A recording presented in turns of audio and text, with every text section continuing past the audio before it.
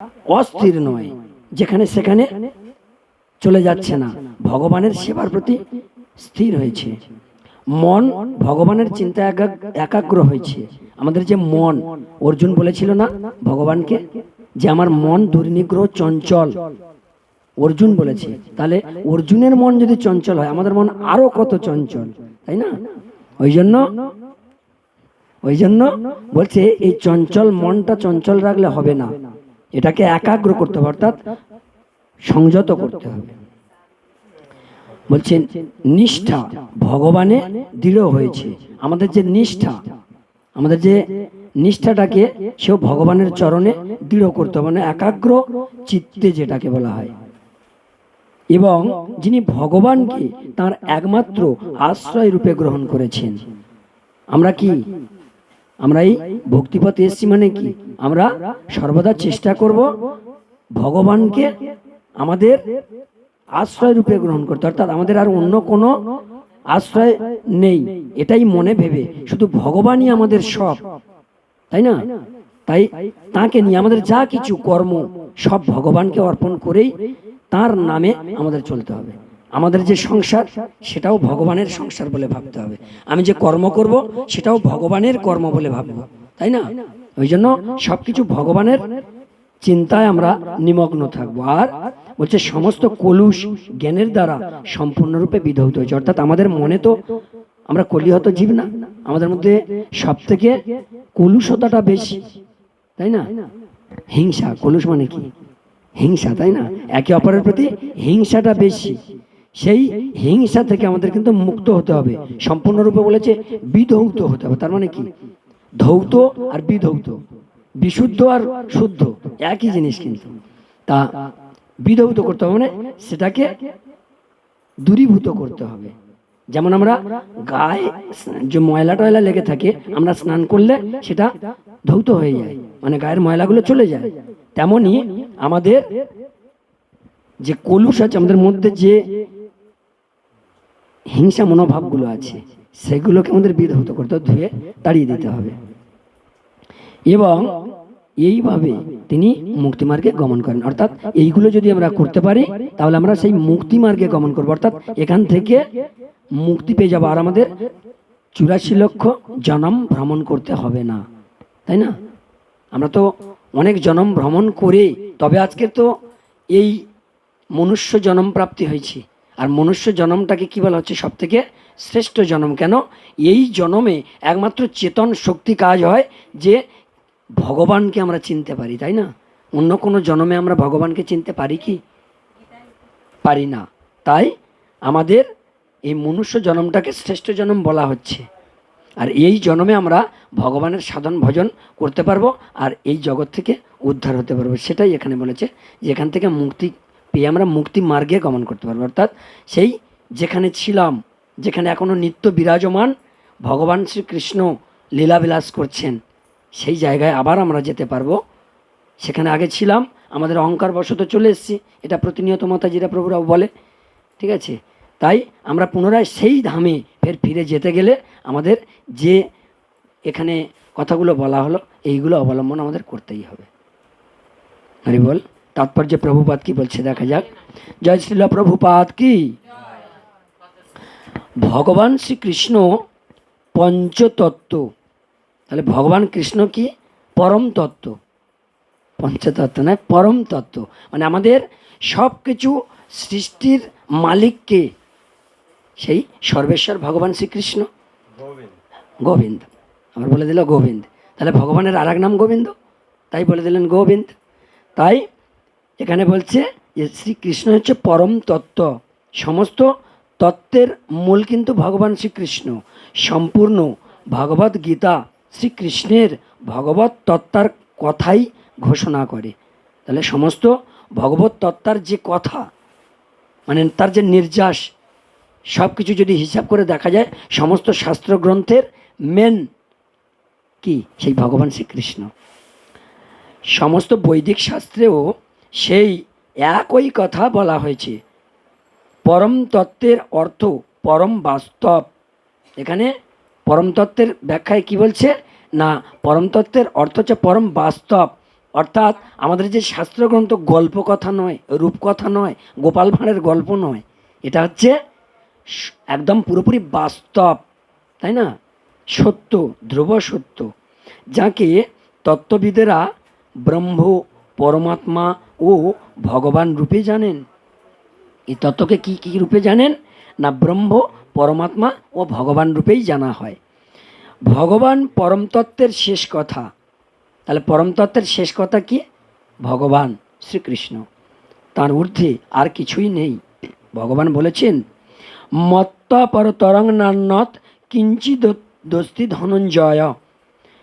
মানে হে অর্জুন, আমার থেকে শ্রেষ্ঠ আর কেউ নেই। এটা কে বলল?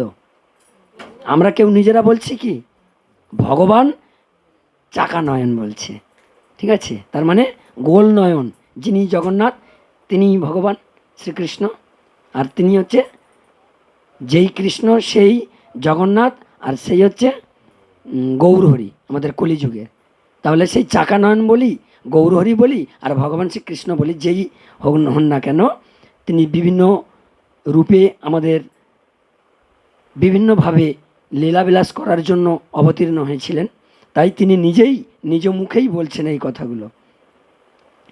ভগবান বলেছেন ওই কথাগুলো কি না? মত্ত পরতরং নান্যত কিঞ্চিদস্তি ধনঞ্জয়।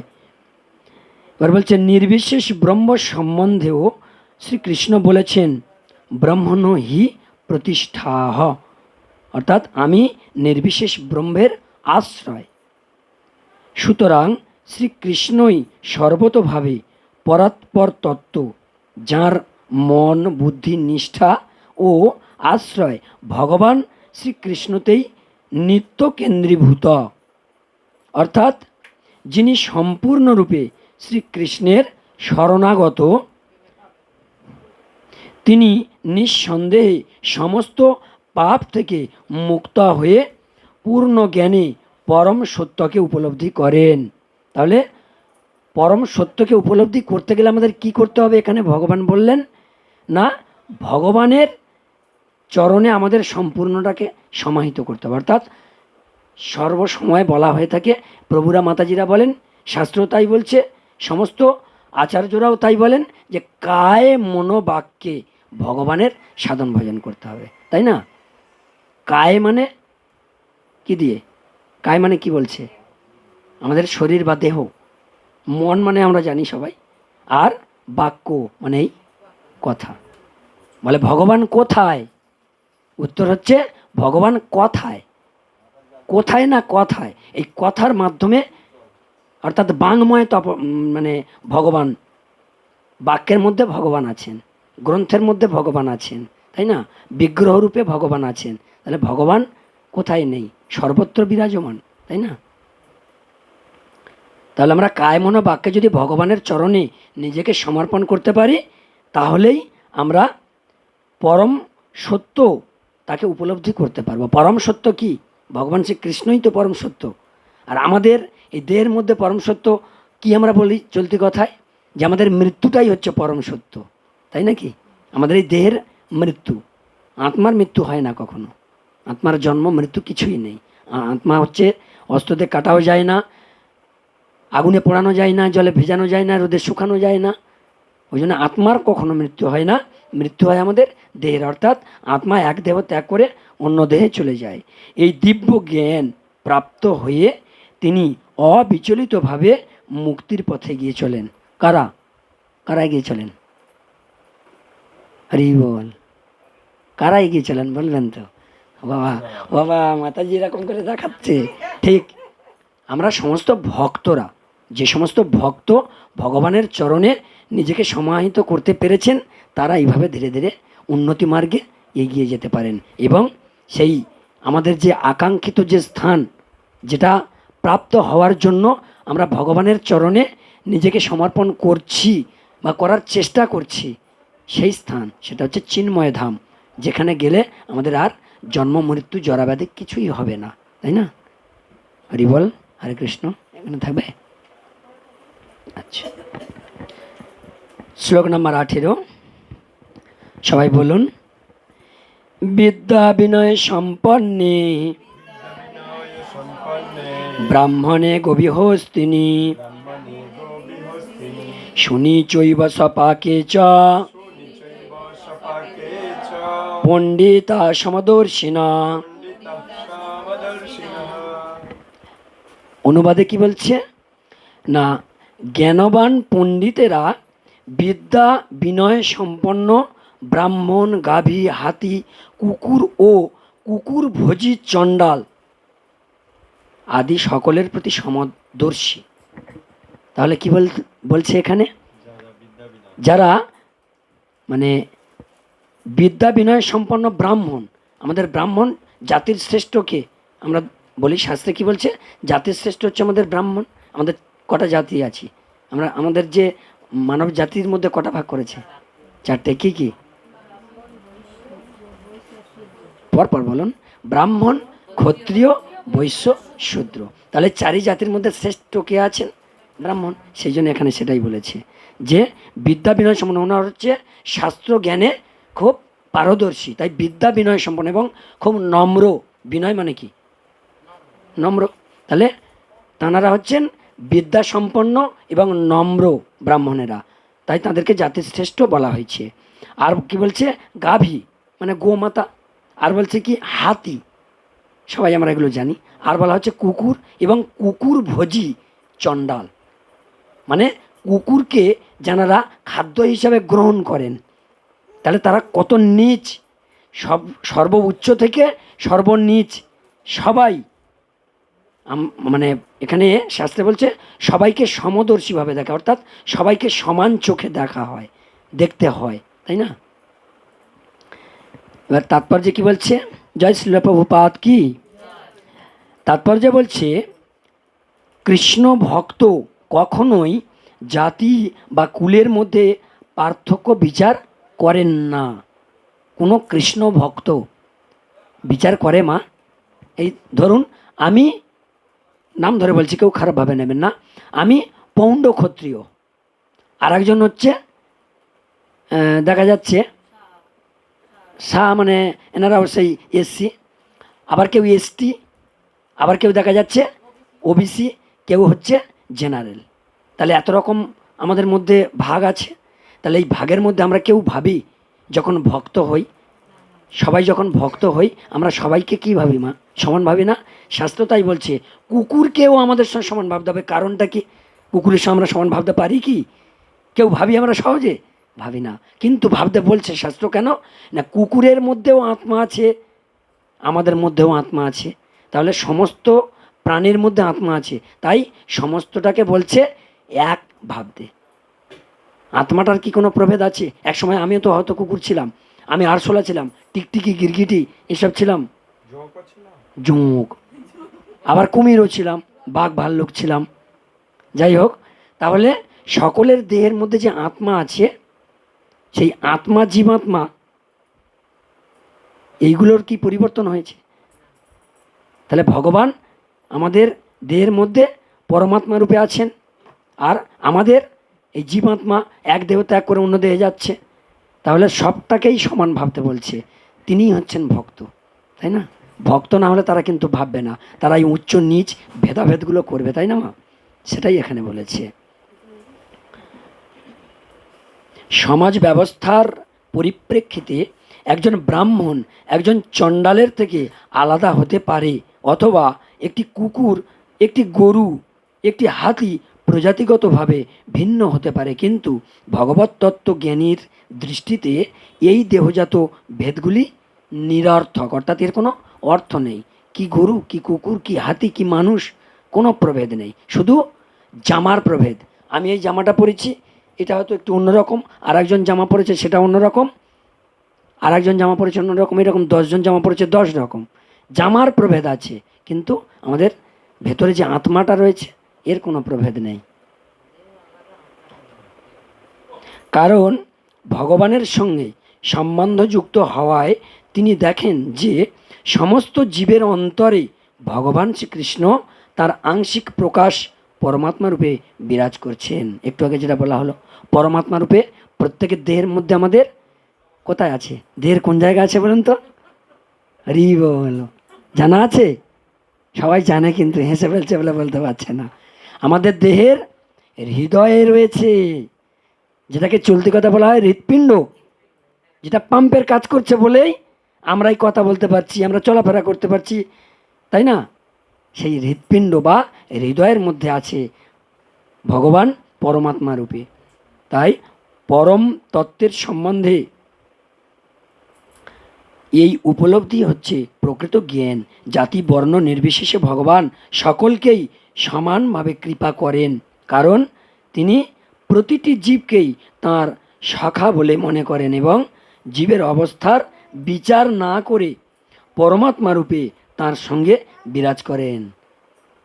একটা কথা বলবো, আমরা মদখোর দেখলে ঘৃণা করি না করি না? করি তো, আমরা করি, ভগবান করে। ভগবান যদি ঘৃণা করতো তাহলে পরমাত্মা রূপে তার দেহ থাকতো না, কি তাই নাকি? তাহলে এই এই কথা এখানে বলছে, আমরা একে অপরের মধ্যে অনেক রকম ভাব দেখাই, ঘৃণা করি। ও ছেঁড়া কাপড় পরে এসছে, ইস কি বিচ্ছিরি দেখতে, ঘৃণা করি। কিন্তু ভগবান কাউকে ঘৃণা করে না বা কাউকে ছোট বড় বলে ভাবে না। তাই ভগবান সবার দেহের মধ্যে আছে। তাই আমাদের যে বিষ্ঠা, সে বিষ্ঠার মধ্যে যে কৃমিকীট, তার মধ্যেও ভগবান রয়েছেন, তাই না? কিন্তু আমরা কত ঘৃণা করি, তাই না? চণ্ডাল এবং ব্রাহ্মণের দেহ ভিন্ন হলেও ভগবান তাদের উভয়ের সঙ্গেই পরমাত্মা রূপেই বিরাজমান, ঠিক আছে? তাহলে চণ্ডালকে আমরা বলি, চণ্ডাল কি খায়? একটু আগে বলা হলো, কি খায়? কুকুরের মাংস খায়, ঠিক আছে? এখানে তাই বলছে, চণ্ডাল এবং ব্রাহ্মণের সব থেকে উচ্চ এবং সবচেয়ে নিম্ন দুটো জাতির এখানে বলছে, দেহ ভিন্ন হলেও ভগবান তাদের উভয়ের সঙ্গেই পরমাত্মা রূপেই বিরাজমান। জড় প্রকৃতির বিভিন্ন গুণের প্রভাবে জড় দেহের সৃষ্টি হয়, কিন্তু দেহমধ্যস্থ জীবাত্মা ও পরমাত্মা একই চিন্ময় গুণসম্পন্ন। অর্থাৎ চিন্ময়, কোন কোন সত্তাকে চিন্ময় বলা হবে? হরি বল। আত্মা পরমাত্মা এই দুটোকে চিনব। হ্যাঁ, কিন্তু ওকে চিন্ময় বলা হচ্ছে কেন? কারণ তো একটা আছে নিশ্চিত। আত্মা এবং পরমাত্মা আমাদের দেহের মধ্যে আছে চিন্ময়, এটা এখানে বলছে। কিন্তু চিন্ময় বলা হলো কেন? চিন্ময় বলা হলো এই কারণে, আমাদের এই জগতে অর্থাৎ এই জড় জগতে যা কিছু সবই হচ্ছে বিনশ্বর, ক্ষণিকের জন্য আছে, চিরস্থায়ী নয়, ধ্বংস হয়, হয় না? কিন্তু চিন্ময় সেটাকেই বলা হচ্ছে যেটার কোনো ক্ষয় নেই, যেটা ধ্বংস হয় না, সৃষ্টি হয় না। একটু আগে যেটা বলা হলো, রোদে শুকানো যায় না, আগুনে পোড়ানো যায় না, জলে ভিজানো যায় না, অস্ত্র দিয়ে কাটা যায় না, সেটাই চিন্ময়। আমাদের আত্মাকে কাটা যায়, পোড়ানো যায়? কিছুই করা যায় না। এই জন্য চিন্ময় হচ্ছে আমাদের যে ভগবান শ্রীকৃষ্ণ যে ধামে আছেন, সেই ধামটার নাম ওই জন্য চিন্ময় ধাম। সেই ধামে যা কিছু আছে সব কিছুই চিন্ময়, সেখানে কোনো কিছুই নূতন করে সৃষ্টি হয় না, আর কোনো কিছু ধ্বংসও হয় না। সর্বসময় সব কিছুই একই আছেন, আর তার বিপরীত এটা আমাদের, অর্থাৎ তার ছায়া এটা আমাদের।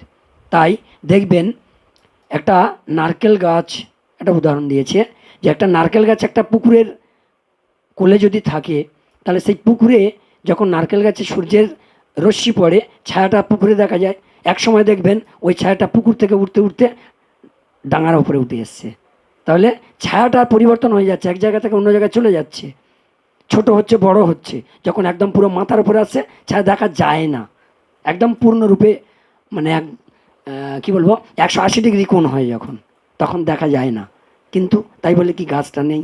গাছটা কিন্তু একই নির্দিষ্ট পরিমাপে আছে, অর্থাৎ যদি 10 ফুট উচ্চতার গাছ হয়, সেই 10 ফুটই আছে, ছায়াটার পরিবর্তন হচ্ছে। তাই আমাদের এইটার সব কিছুই পরিবর্তনশীল। আর আমাদের চিন্ময় জগৎ যেটা আছে, ভগবান শ্রীকৃষ্ণ নিত্য বিরাজমান, সেই জগতের কোনোটাই পরিবর্তন হয় না, সবসময় সর্ব অবস্থাতেই একই থাকে। গুণগতভাবে এক হলেও জীবাত্মা পরমাত্মার আয়তন ভিন্ন। জীবাত্মা এবং পরমাত্মার আয়তন কিন্তু আলাদা হয়, ভিন্ন মানে আলাদা। কারণ স্বতন্ত্র জীবাত্মা কেবল একটি দেহে থাকতে পারে, কিন্তু পরমাত্মা প্রত্যেকটি দেহেই বিরাজ করতে পারেন। তাহলে এখানে কি বলল? স্বতন্ত্র কোনো জীবাত্মা একটা দেহে থাকে, মানে আমার দেহে যে জীবাত্মাটা আছে এটা তো এই একটা দেহেই আছে। এই জীবাত্মাটা যখন ভগবান আমাদের এই আত্মার যে আয়ুটা করে রেখেছে এই দেহে এতদিন থাকতে পারবে, তার আগে কি এই আত্মাটা বেরিয়ে অন্য দেহে যেতে পারবে? ওই জন্য বলছে যে জীবাত্মা হচ্ছে স্বতন্ত্র, কিন্তু একটা দেহের মধ্যেই বিরাজমান, একটা দেহের মধ্যে থাকে, কিন্তু পরমাত্মা প্রত্যেকটি দেহেই বিরাজমান। অর্থাৎ পরমাত্মাটা সেই পিপীলিকা, ক্ষুদ্র পিপীলিকা থেকে শুরু করে আর বিষধর বিশাল সেই ফস, বুঝতে পেরেছি, বিষধর বলেছি তো, সর্পের মধ্যেও আছে। ঠিক আছে, সব থেকে বড় আয়তনে সর্প আছে, পক্ষী আছে, আর আরেকটা কি যেন আছে, মাছ। সর্প, পক্ষী আর মাছ, তিনটে বড় বড়। মাছের মধ্যে তিমি, সর্পের মধ্যে অজগর, আর পক্ষীর মধ্যে না, গরুর খুব বড় নয়, আয়তনে খুব বড় গরুর নয়, গরুর খুব দ্রুতগতি সম্পন্ন, যেহেতু ভগবানকে বহন করে নিয়ে যায়। সব থেকে পক্ষীদের মধ্যে বড় হচ্ছে বাজ পাখি, এই হ্যাঁ বাজ, যে মানে ওপর থেকে ডিম পাড়ে, ডিম মাটিতে পড়ার আগে আবার বাচ্চা হয়ে উঠে চলে যায়। ঠিক আছে, এই বাজ নয়, আমাদের এই কচি কচি বাজ পাখি নয়, বড় বাজ একটা আছে, বাজ পাখি। যে বাজ পাখি কোনো সময় নিচে একটু নেমে আসলেও উড়োজাহাজ ভয় পায়, উড়োজাহাজ যেতে যেতে উড়োজাহাজ বিস্ফোরণ ঘটে, মানে ওই উড়োজাহাজের ডানাতে লাগলে মানে আগুন ধরে যায়। যাই হোক, তাহলে এখানে বলল যে সব থেকে নিম্ন কোনো জীবের মধ্যেও যেমন আছে পরমাত্মা, আবার বৃহৎ আকারে কোনো জীবের মধ্যেও পরমাত্মা আছে। তাই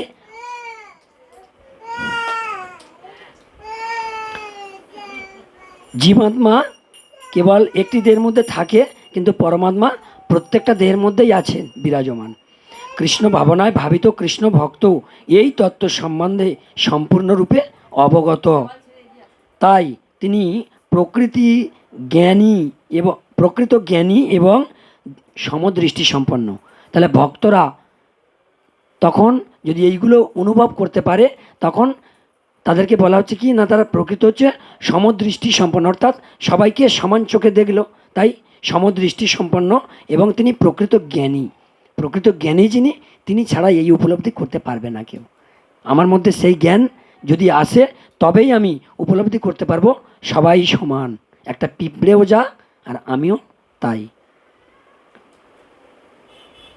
জীবাত্মা ও পরমাত্মার সাদৃশ্য হচ্ছে যে উভয়েই সচ্চিদানন্দময়, অর্থাৎ ভগবান শ্রীকৃষ্ণ কি সচ্চিদানন্দময়, অর্থাৎ সৎ, চিৎ এবং আনন্দময়।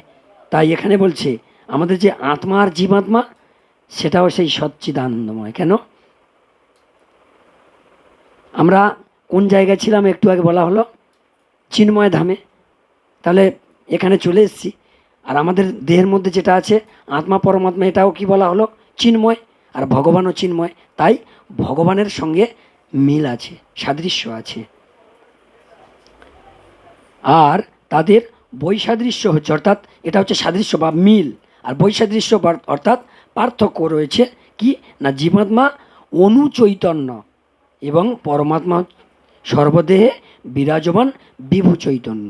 অর্থাৎ তফাৎ শুধু একটাই, আমাদের জীবাত্মাটা হচ্ছে অনুচৈতন্য, ক্ষুদ্র কণা মাত্র, আর পরমাত্মাটা স্বয়ং ভগবানের অংশবিশেষ বলে সেটা হচ্ছে বিভু চৈতন্য। এই তফাৎ, আর কিছু তফাৎ নেই, তাই তো? হরি বল, হরে কৃষ্ণ। বলতে গিয়ে যদি কোনো ভুল ত্রুটি হয় ক্ষমা করে দেবেন। বাঞ্ছা কল্পতরুভশ্চ কৃপা সিন্ধুভ্যৈবচ পতিতানাং পাপনেভ্যো বৈষ্ণবেভ্যো নমো নমো। অনন্ত অনন্ত কোটি বৈষ্ণব বৈষ্ণবী বৃন্দ কি যায়।